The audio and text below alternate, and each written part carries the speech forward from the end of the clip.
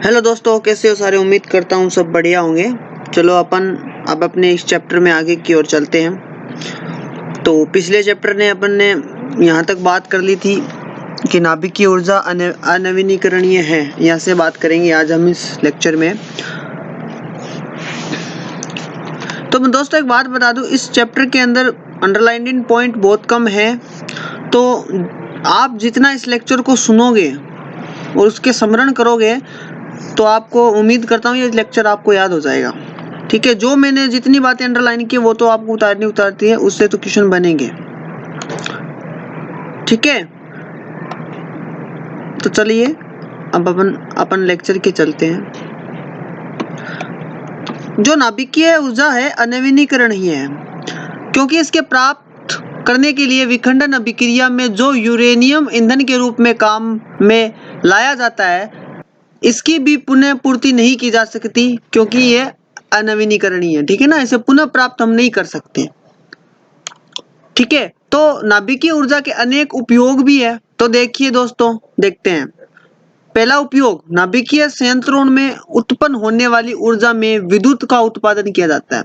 जो नाभिकीय संयंत्र बनाए हुए हैं उनमें जो उत्पन्न एनर्जी आ रही है, तो वो क्या करती है, उत्पन्न होने वाली ऊर्जा विद्युत का उत्पादन किया जाता है। सेकेंड बात, नाभिकीय ऊर्जा में जहाज पनडुब्बियां भी चलाई जा सकती है ना। जो जलयान नाभिकीय ऊर्जा में संचालित होते हैं, उनके एक बार में ईंधन से ही लंबी दूरियां तय की जा सकती है। नाभिकीय अभिक्रियाओं में उप उत्पादक के रूप में बनने वाले जो रेडियोधर्मी पदार्थ चिकित्सा कृषि शोध में भी काम आते हैं। तो आपके पास दोस्तों मैं बता देता हूँ, क्वेश्चन बन सकता है कि नाभिकीय ऊर्जा के कोई 3 उपयोग या उनके उपयोग लिखो। तो आप उनके उपयोग में ये तीनों बातें लिखोगे। ठीक है, ये तीनों बातें नाभिकीय ऊर्जा के उपयोग में आपको नोट करनी है, फर्स्ट, सेकंड और थर्ड। आप तीनों को उतार लेना अपनी नोटबुक में, उपयोग में नाभिकीय ऊर्जा के। तो देखिए आगे, एक तरफ तो नाभिकीय ऊर्जा को हम जीवाश्म ईंधनों के विकल्प के रूप में देख सकते हैं, परंतु ये खतरों से भी भरी हो सकती है ना। नाभिकीय ऊर्जा के उत्पादन में नाभिकीय विकिरण और रेडियोधर्मी अपशिष्ट, ये 2 मुख्य खतरे होते हैं। तो ऐसी बातों को भी मैं नोट कर देता हूँ, कई बार क्वेश्चन बन जाता है। उत्पादन जब होता है तो नाभिकीय विकिरण और रेडियोधर्मी अपशिष्ट, ये 2 मुख्य क्या है, खतरे हैं। ठीक है ना, तो चलो देखें इनके बारे में थोड़ी जानकारी। नाभिकीय ऊर्जा के उत्पादन की प्रक्रिया में हानिकारक नाभिकीय विकिरण भी उत्पन्न होती है। कभी दुर्घटनावश इन विकिरणों का रिसाव हो जाने पर यह मानव शरीर में प्रवेश कर करके कोशिकाओं को क्या कर देती है, अपूरणीय क्षति पहुंचा सकती है। इसी तरह की दुर्घटना के बचाव के लिए नाभिकीय संयंत्रों को चारों तरफ से इस प्रकार के विकिरणों को अवशोषित करने वाले पदार्थों की, जैसे कि लेड की मोटी परत को ढका जाता है। ठीक है, तो इस बात को आप नोट कर लो दोस्तों, इंपॉर्टेंट है। इस पूरी बात को आप उतारोगे, क्वेश्चन बन सकता है। ठीक है, इसकी पूरी जो है ना, यहां तक आप उतारोगे। तो आगे देखिए, परंतु यदि ये विकिरण दुर्घटनावशक वातावरण में फैल जाए तो आसपास रहने वाले लोगों के लिए भी लगातार खतरा बन सकती है। शायद आप लोगों को इस तरह की 2 घटनाओं के बारे में पता है हो। संयुक्त राष्ट्र अमेरिका की 3 माइल आइलैंड तथा तत्कालीन सोवियत संघ की जो चेरनोबिल नाभिकीय दुर्घटना है। इन दोनों दुर्घटनाओं में विकिरण के वातावरण में फैलने से बहुत भारी नुकसान हुआ था, जिनकी अभी भी तक पूरा आकलन नहीं हो पाया है। ठीक है, दूसरी बात, नाभिकीय विखंडन की प्रक्रिया में निकलने वाले अवशिष्ट मुख्य रूप से प्रयोग हो चुके ईंधन के निपटान से संबंधित है। नाभिकीय अभिक्रिया में नाभिकीय विकिरणों को उत्सर्जित करने वाले हानिकारक पदार्थों का निर्माण होता है, उन्हें नाभिकीय अवशिष्ट भी कहते हैं ना। तो आप देख लेना, क्वेश्चन बन सकता है दोस्तों, नाभिकीय अवशिष्ट किसे कहते हैं।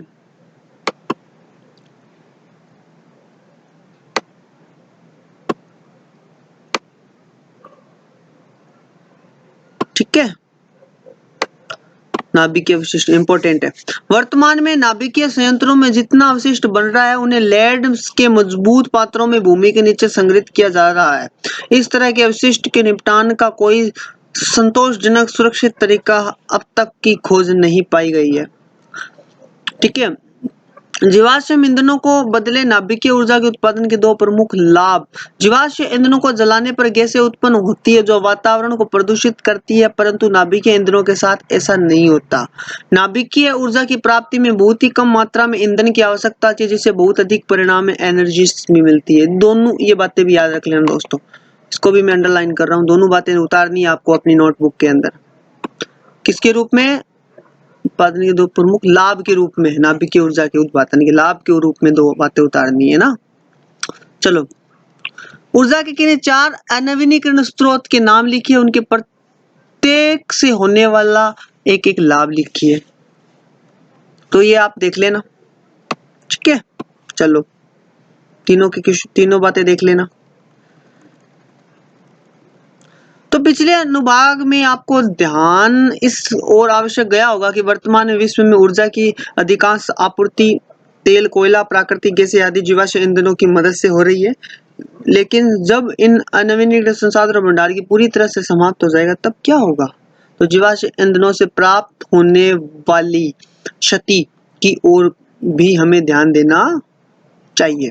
इस समस्या को हल ऊर्जा के अन्य वैकल्पिक स्रोतों व पर्यावरण अनुकूलन प्राकृतिक ईंधनों के प्रयोग से हो सकता है।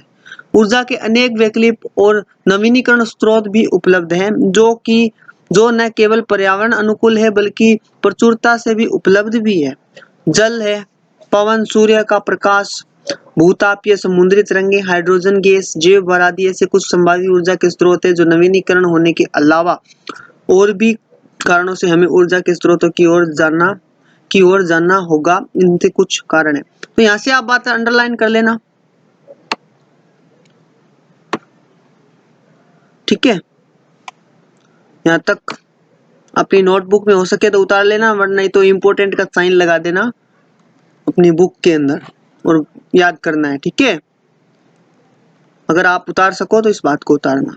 तो दोस्तों देखिए, ऊर्जा के अनवीनीकरण स्रोतों को उपयोग में उत्पन्न होने वाले प्रदूषकों, ग्रीन हाउस गैसों एवं विषैले उप उत्पादनों की कमी आती है। वैकल्पिक ऊर्जा स्रोत का प्रयोग करने से हम पृथ्वी के पारितंत्र के संतुलन को बनाकर रख पाएंगे और एवं ऊर्जा के अनवीनीकरण स्रोत जैसे कि जीवाश्म ईंधनों का संरक्षण भी कर पाएंगे, ठीक है। ऊर्जा के नवीनीकरण स्रोत अक्ष है। सौभाग्य से नवीनीकरण ऊर्जा स्रोतों से ऊर्जा दोहन के अनेक तरीके हैं, जैसे हमारे पर्यावरण में न्यूनतम क्षति पहुंचती है। अगले उप अनुभागों में ऐसे ही कुछ संभावित वैकल्पिक ऊर्जा के स्रोतों के बारे में चर्चा की गई है। सूर्य हमें लाखों करोड़ों वर्षों से प्रकाश और ऊष्मा दे रहा है और ये माना जाता है कि आगे आने वाले अरबों साल तक हमें सूर्य की प्रकाश ऊष्मा ऐसे ही मिलती रहेगी। सभी पौधे सूर्य की और सभी जंतुओं पौधे से ही ऊर्जा प्राप्त करने के लिए, इसलिए कहा जा सकता है कि कहा जा सकता है कि जंतुओं के लिए ऊर्जा का स्रोत सूर्य ही है, ठीक है ना, सूर्य ही है। यहाँ तक मक्खन, दूध व अंडों में भी जो ऊर्जा होती है वह सूर्य से ही आती है। ऐसा क्यों कहा जाता है? वास्तव में सूर्य सभी जीवों के लिए ऊर्जा का मूल स्रोत है। नाभिकीय ऊर्जा को छोड़कर ऊर्जा के अन्य सभी सौर ऊर्जा के परिणाम है। ये कहा जा सकता है कि जीवाश्म ईंधन, जैव ईंधन तथा प्राकृतिक गैसें आदि सौर ऊर्जा के ही संग्रहण रूप है। पवन और नदियां जिनमें नवीनीकरण ऊर्जा प्राप्त की जा सकती है वे भी सौर ऊर्जा के ही परिणाम है। क्या आप सोच सकते हैं ऐसा कैसे है? तो भविष्य के लिए सूर्य एक सबसे सशक्त नवीनीकरण ऊर्जा का स्रोत है। जब तक सूर्य का अस्तित्व है हम इससे लगातार एनर्जी ले सकेंगे और सूर्य की विकिरण का लाभ लगभग 30% वातावरण की ऊपरी परतों द्वारा अवशोषित कर लिया जाता है, ठीक है। से समुद्र, बादल व जमीन अवशोषित कर लिया जाता है। तो देखिए, सौर ऊर्जा का जो प्लांट लगा हुआ है ये देखिए खेतों के अंदर। सौर ऊर्जा का उपयोग खाना पकाने, ऊष्मा प्राप्त करने में, विद्युत ऊर्जा के उत्पादन में, समुद्री जलावलीकरण किया जाता है। आपके पास क्वेश्चन बन सकता है कि सौर ऊर्जा के उपयोग बताओ, ठीक है, अंडरलाइन कर लेना। सौर ऊर्जा के